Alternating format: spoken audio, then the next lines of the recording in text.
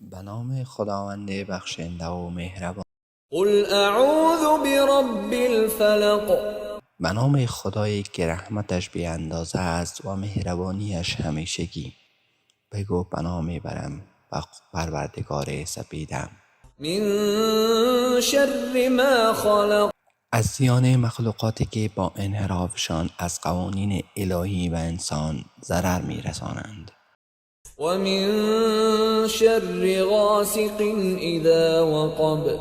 و از زیان شب هنگامی که با تاریکیش در آید، که در آن تاریکی انواع حیوانات معزی و انسانهای فاسق و فاجر برای ضربت زدن به انسانها در کمینند.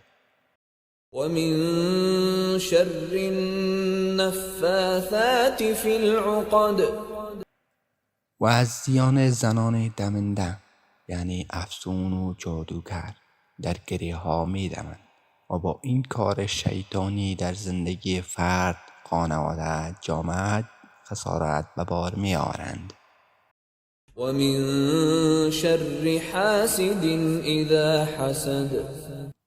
و از زیان حسود زمانی که حسد می ورزد.